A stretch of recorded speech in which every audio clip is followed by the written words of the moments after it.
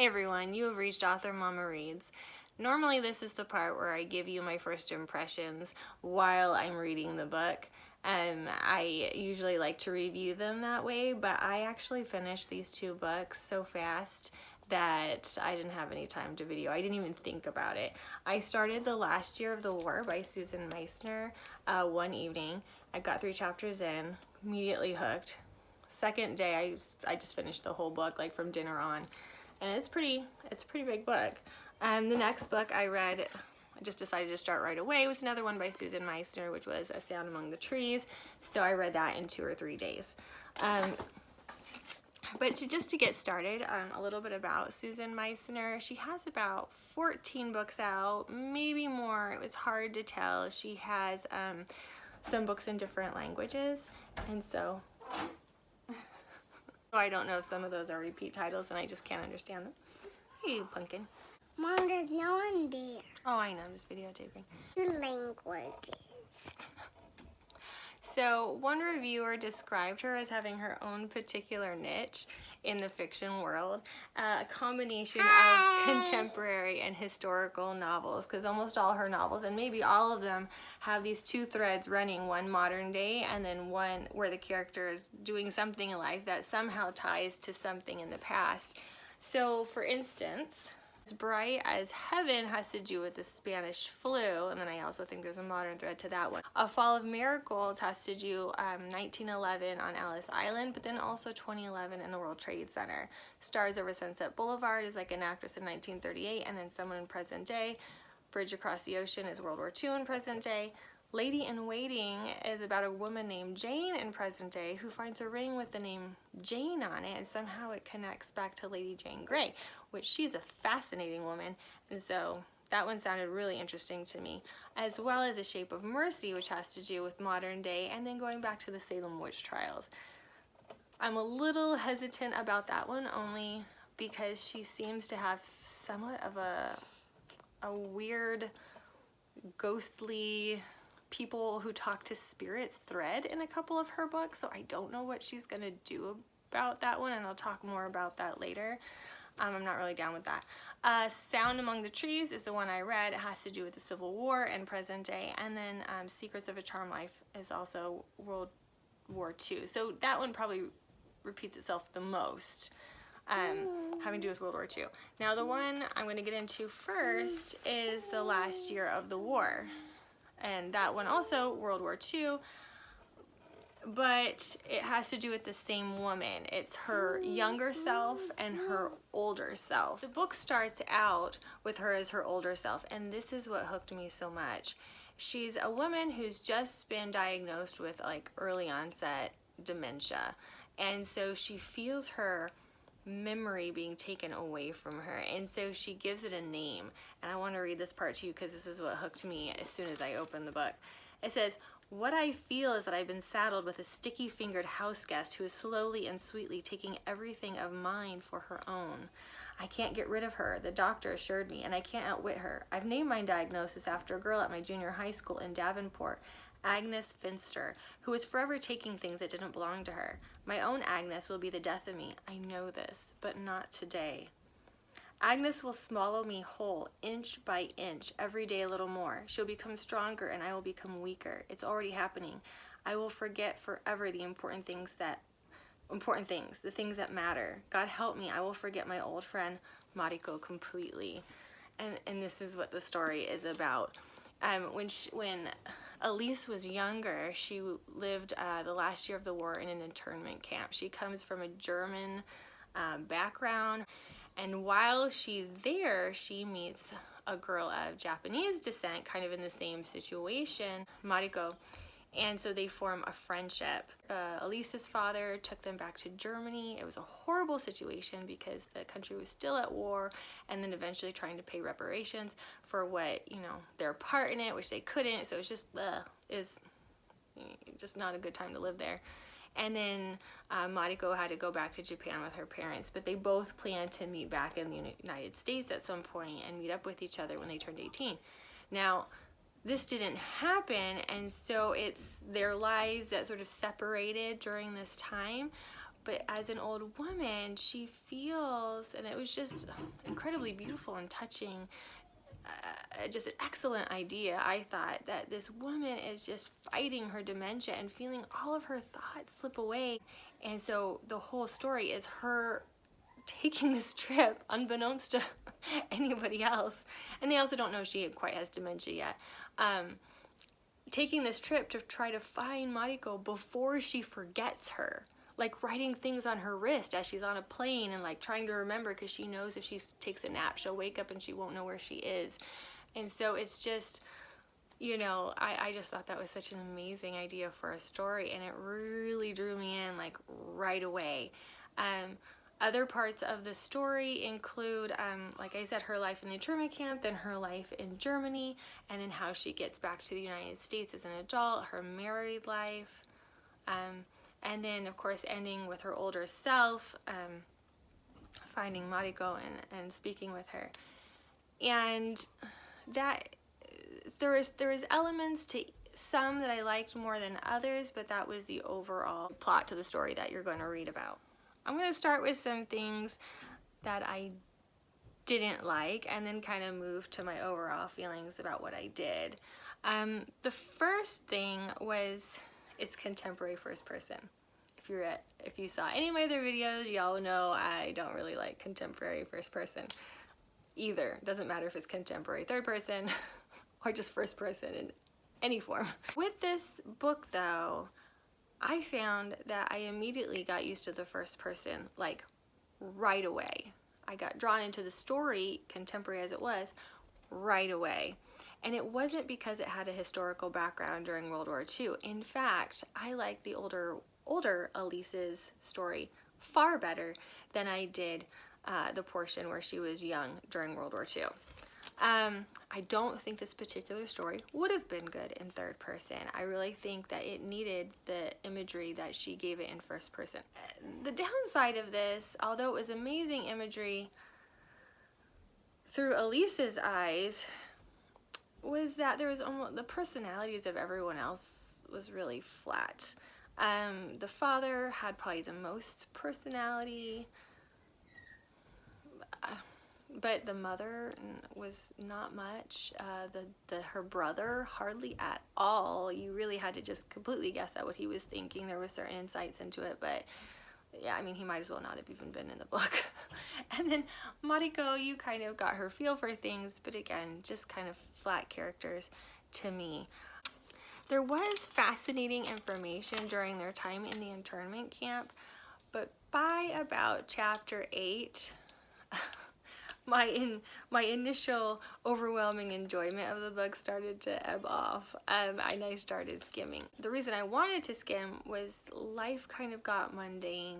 Like, the internment camp was interesting, it had a lot of facts that I didn't know, but it still kind of read like a memoir, almost like a journal.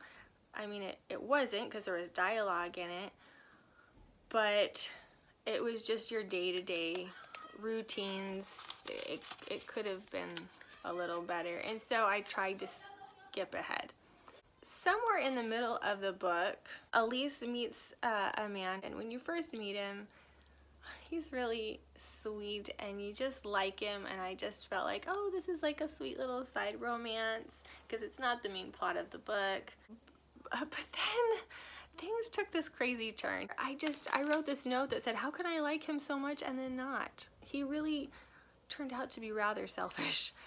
Now, on the upside, not all characters have to be what you want, and it's okay to be surprised by them, and it's also okay to have characters that don't turn out to be the way you want them to. I don't think that she was disingenuous with this character. I just sort of feel like I didn't have any hints that he would do what he did, or just sort of turn out the way he did, not at first.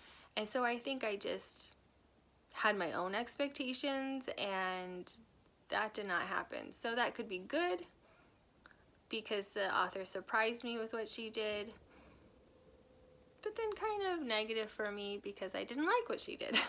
But that's life. His family that she ended up staying with for a long while, I have mixed feelings about them. it was just not what I expected to happen. And I don't know. There was also some kids in the story, and so there was quite a few conversations with those kids. Now, I don't know if anyone feels this way, but I don't especially like dialogue with kids. I feel like adults have a hard time deciding what a child would think. You never know what a child's gonna think. You know what my daughter did yesterday?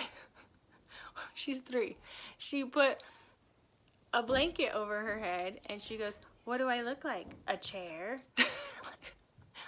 What are they thinking? I don't even know. So she didn't look anything like a chair. She just looked like a child with a blanket over her head. So you don't know what kids are thinking. And I feel like you get these adult thoughts coming out of children, which is weird. And in this one, maybe not so much adult thoughts, but just I think dialogue with children is boring in general, and I don't want to read it. I did like most of the dialogue in the book. It was okay, it was realistic enough, but it was sparse. So I just like dialogue, and there wasn't a ton of it. Now, before I give you my sort of final wrap-up thoughts on this story, I wanted to go into some of the reviews.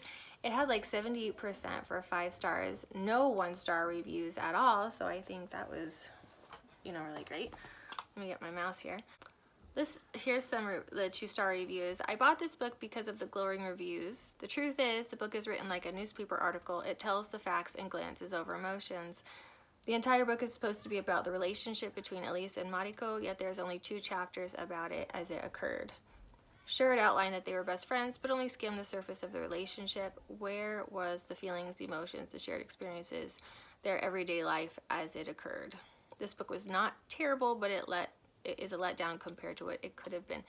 I don't completely agree with this. There were a lot of emotions, just really only on Elise's side.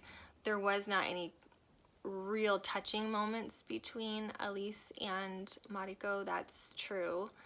It did, like I said, it read more like a memoir, just a lot of facts. That was true. But I think it was better than just not terrible. I mean, this was not my style. I don't like a lot of narrative. There's a lot of narrative.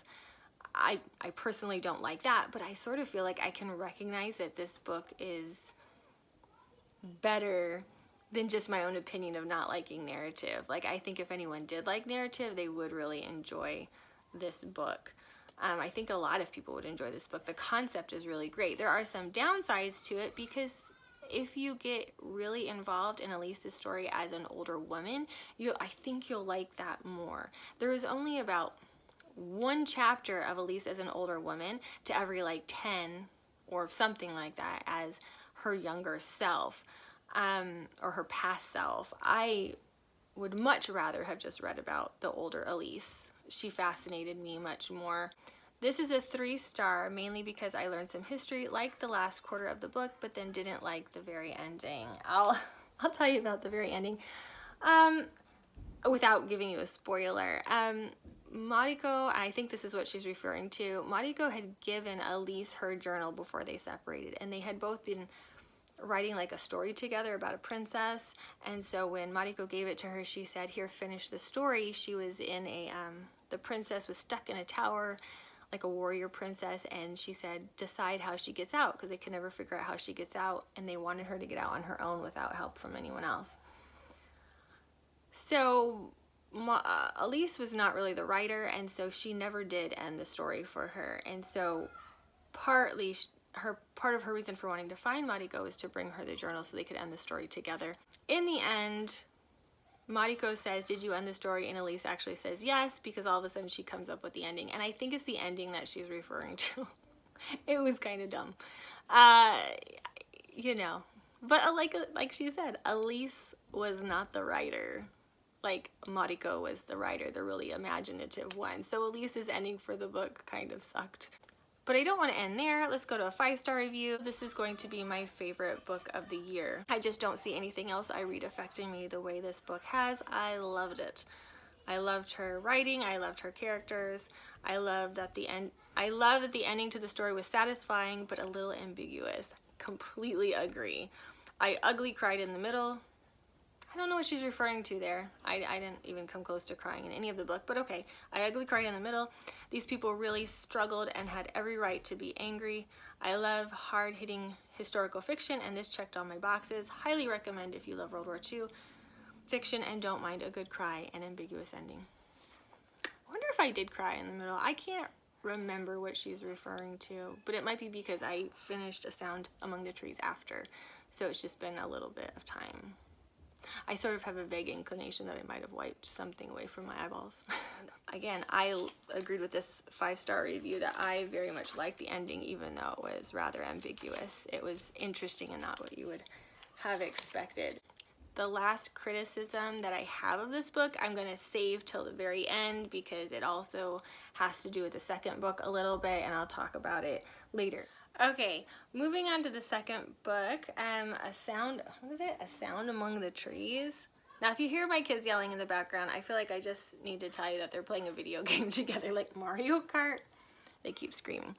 Okay, the overview of the book, A Sound Among the Trees, is it's a woman, okay, so let me start again. An older woman, Adelaide, who has a granddaughter named Sarah, I believe, who was married to a man named Carson. Sarah dies, but Carson continued to stay living in Adelaide's home with her 2 grandchildren, who are like 10 and 8. They all live in this old house built during the Civil War, so it's like well over 100 years old, and it's sort of considered haunted by some people. Mostly Adelaide feels like this house has just sort of a bad effect on all of the women who live there. So it's a weird feel. That's the opening. Carson gets married after 4 years. He gets remarried and he brings this woman back there because it's the only home that the children have ever known.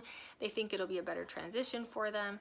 The girl's name is Marielle, the wife, and she comes back consensually to live in this really old house, and her relationship with Adelaide is that they get along, but Adelaide keeps sort of warning her about the house in weird sort of cryptic ways, and Marielle is sort of wondering about the house herself. Like, she meets one of Adelaide's old friends, another older woman. Now Adelaide's like in her 90s, I think, and so she meets this other woman who's like, oh, did you know the house is haunted? And she has this medium friend.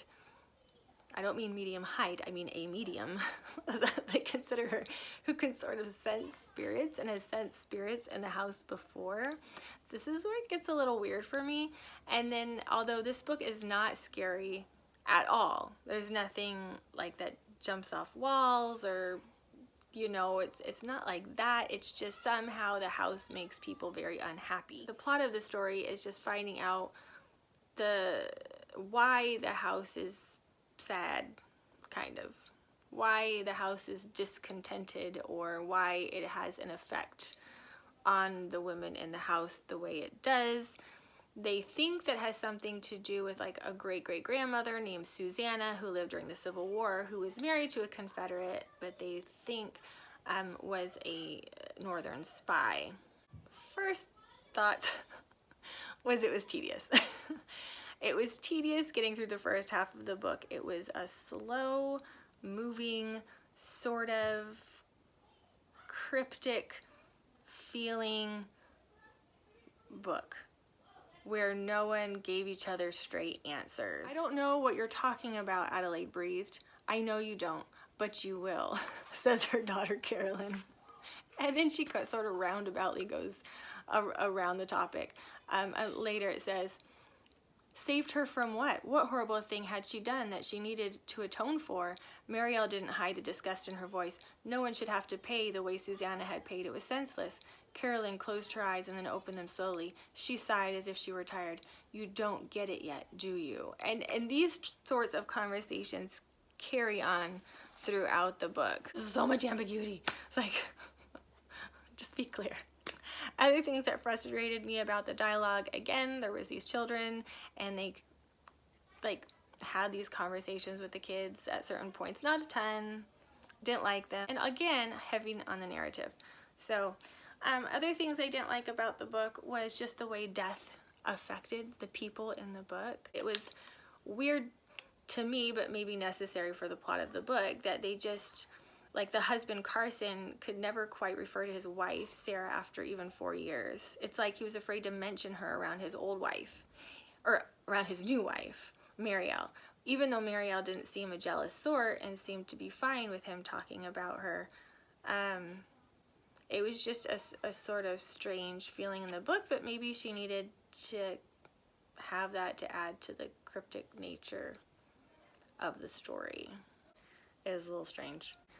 The other thing is that aside, because that's more just people handle things differently, Carson and his wife Marielle did not read like a newly married couple. They had met and gotten married. They had met online and gotten married within a space of a year. And all of their interactions, there was nothing really cutesy about them, or they felt like an older married couple where they just didn't talk very much, and when they did talk, there was nothing overly special about it or intimate. And I just don't think the book was focused there, but I noticed it. So that was another thing I was not really happy with. Now, halfway through the book, here's when the other storyline happens during the Civil War, and it totally took me off guard. A character enters into the story about halfway through, and she gives these letters to Marielle to read. And she says that it will tell her the truth about Susanna. So the next page was the actual letter written out in like italics form, and so I started reading it, and I was like, okay, turn the page. Another letter. Turn the page. How many letters are we going to read? Like, we as the reader are going to read all of them? Yes, 105 pages of letters. It took up almost the entirety of the rest of the book. It was nuts. So at first I was super annoyed because I was like, do I have to read into the mundane life of somebody else to find out the secret? I thought it was going to be like one letter that revealed a secret, but it was not. It was almost an entire other book. It was like a book inside a book. Now, especially since there was dialogue in the letters. Basically, Susanna was like, and then I said this, and they said this, and he said this, and she said this, and it was all dialogued out.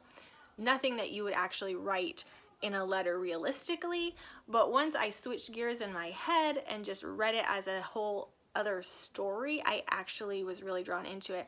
And my honest opinion is that I would have just preferred an entire historical fictional story on Susanna on Susanna's story. I liked it better. I didn't need any of the other story. It was really all contained and would have been a really interesting read all on its own. So the risk I think that Susan takes in having these stories that have two separate timelines to them is that you might have a reader that really just enjoys one portion of the book, either the modern timeline or the older timeline. Like in the first book I read, I really liked Elise's older self and all the detail that she gave in that. And in this book, A Sound Among the Trees, I really just like Susanna's story and could have gone without the rest of the story, which I did not care for at all. A Sound Among the Trees has a lower percentage of 5-star ratings than her other book, but still the majority, 57%, is 5-star. Almost nobody gave it 1 star. I think actually nobody did.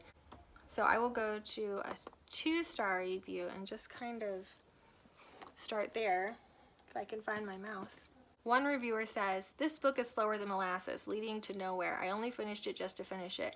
The only really interesting section is when Susanna's letters written during the Civil War are finally read, but that only takes up about 5% of the book.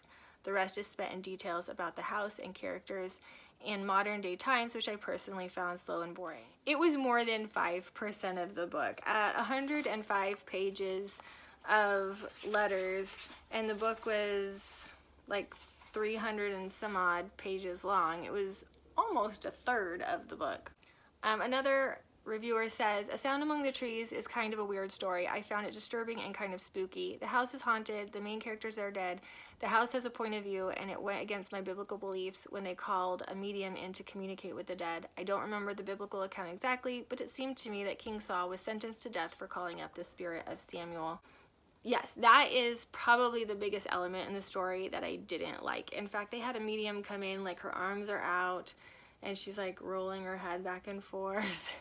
And she's like, I can feel them, and it got a little weird, and there was really nothing in the book that spoke against that.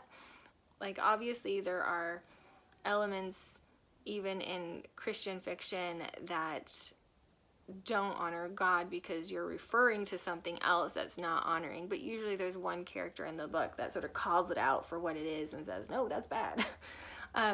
Now, there was a character who did come in and say, get out, this house isn't haunted, you need to get out. And it was the only character that was suggested in the book was a believer. But even with the suggestion that she was a believer, she had had this like transforming moment in her life, it was said, it still went sort of Catholic. It said that she had had an experience in a convent with a nun. She never came out and said she was born again or saved. She just said she kind of had an experience, and then later she tells her mother, like, you might want to give the spiritual side of things a try. There was very little besides that in the book at all, like no real reference to any Christian beliefs. Vague little portions, but very brief. And this wasn't the only book she did that to. A Bridge Across the Ocean, from the reviews, it was actually a woman who could talk to spirits, and so she communicated with the spirit world, and I believe that was the main character. So I don't know what Susan Meissner has to do with these things. I don't know why she keeps bringing them up. I mean, it's only 2 books. I would assume so. I just willing to bet that the one about the Salem witch trials probably has something similar into it. That is just a guess. Susan Meissner is a pastor's wife, so it just feels like these sorts of subjects should not be a central theme in the books, especially not for the main character to have, who somehow can talk to the spirit world. I'm not down with that. I don't know what she's doing delving into those types of themes in this genre. But let's talk about this genre. I was pretty hard on Charles Martin's book in my last review about that I felt like there was nothing in his book, Bring Down the Rain, that suggested it was a Christian fiction. Since then, I've looked up the definition of Christian fiction and inspirational fiction, and I think I might do a video on the difference. I don't think this would be considered Christian fiction. I think this would be just inspirational fiction, and maybe Charles Martin's book might also fit under the subject of inspirational fiction, considering it comes from a Christian publishing company. That's probably why it could still be put out by them. A lot of her books, Susan Meissner's books, are put out by a publishing company called Berkeley. I don't believe that's a Christian publishing company, but then a few were put out by Waterbrook, and this one included. And I do think, like Waterbrook Multnomah, I do think that they are a Christian publishing company, or at least they have a section of that company that is. So I didn't like that. And the other thing I didn't like, which I do have to give a little disclaimer for, is her use of the Lord's name. Although she shied away from most of what had to do with any Christian themes, she did not shy away from using the Lord's name in vain, at least not in the last year of the war. Just with the use of the Lord's name, I don't like it. I don't like it. I feel as Christians we don't have any business using his name in such an ordinary and common manner. So there's a lot of like, oh God, or oh God, I love Twinkies, or I miss Twinkies. For God's sakes, for the love of God, good God, sweet Jesus, stuff like that. I don't like that. And I get it. I believe it was all her non-Christian, I would say that all her non-Christian characters were the ones to use these words, but everybody in the last year of the war was non-Christian. I don't think anybody was a Christian. It didn't suggest anybody was. So, I get that. Now, if anyone's read my first book, my first edition, I feel like I need to come clean. I put swear words in my first book. I did. It's true. But I am a Christian who doesn't use those words. So really, it didn't make sense that I even put them in there. And it was my first book, and I think that I just wanted I wanted it to be as realistic as possible, but I didn't consider how that would affect my audience. I didn't even consider how that would affect me personally and my relationship with the Lord, and just thinking about what I had done. And, you know, I didn't have any desire to be the poster child for putting swear words in Christian fiction. And I'm sure I'm not. Evidently, I'm not. It depends on if you consider taking the Lord's name in vain a swear word. I personally would rather hear swear words than the Lord's name taken in vain. So, you know, it's in there. I had someone review my book and say, you know what, I really loved her book. It was great, this, and that, but just so you know, these words are in the book if that's offensive to you. And I felt like they were legitimate in warning people that. And then I felt badly when I took out those words. I had to go back to the reviewer and say, by the way, they're gone. And she very kindly took out that portion of her review because they were no longer there. But the damage was done in some ways, because some reviewers are still up that said, oh, and she has swearing in her book. And I'm not going to go back in and say, nuh-uh, I took it out. I actually did go to one reviewer who did that. I said, just so you know, I did take them out. And she actually finished the book and she read the second book. And so that was handled. But I didn't like, I don't want to be a hypocrite, and that's why I am telling my own story. But I didn't like that part. It kind of like hit me over the head. Like, stop talking about God that way. I don't like it. Overall, I did like Last Year of the War, despite the words. I did not care for A Sound Among the Trees, except for those 105 pages. My friend did recommend Secrets of a Charmed Life before I had even read these books, but I already had these books, so I wanted to read them first. I don't know if I'll go and read Secrets of a Charmed Life, at least not right away. I don't think any of the things I mentioned would stop me from reading Susan Meissner again. I think she's an excellent storyteller, despite the heavy narrative, which is not my style. I don't like the subject of spiritism that she puts in there. So, like, the addition of spiritism, but the lack of any Christian belief. It's unbalanced, especially to me for a Christian author. But again, I'm going to make a video about the difference between inspirational fiction and Christian fiction, because maybe I can't even judge Susan Meissner within the category of Christian fiction. She may just not fit there. And so that's what I'll discuss later. As far as what I'm going to read next, I'm a little up in the air. Right now, I'm reading Love Comes Softly. It's kind of a blast from the past, and I'm really enjoying it. I couldn't remember if I enjoyed it just because it was like she was the first author I ever read as someone who entered into the Christian fiction genre, you know, or if it was just sort of nostalgic. But someone's winning the game. Oh my gosh. Anyway, there's this book. I'm also reading Sense and Sensibility. I have a confession to make. I have never read anything by Jane Austen. I know, because I actually really like movies. I do. I love reading and I love movies. I've seen all of Jane Austen's movies and all of the renditions of all the Jane Austen movies, and I love them so much, and I have my favorites, but I've never actually read a book. Other confession, I've never actually read like Anne of Green Gables. Love the movie with Megan Follows. Love, love, love. Never read the book. So I am embarrassed by that. So I'm going to read this one. I'm going to read Anne of Green Gables. I don't know if I'm going to talk about those next though, but I am going to get through them. It is my challenge to myself to read classical literature that I have only watched, never read. The next book I might review though first is Francine Rivers' The Last Sin Eater. Another one. I saw this movie by accident. I had no idea it was a book by Francine Rivers. I liked the movie. I'm going to read the book. So, I don't know. We'll actually see which one I get through first. If I finish Francine Rivers first, I will review that one. If I finish Sense and Sensibility or Anne of Green Gables, which I've also started, I will review those. So, we'll see.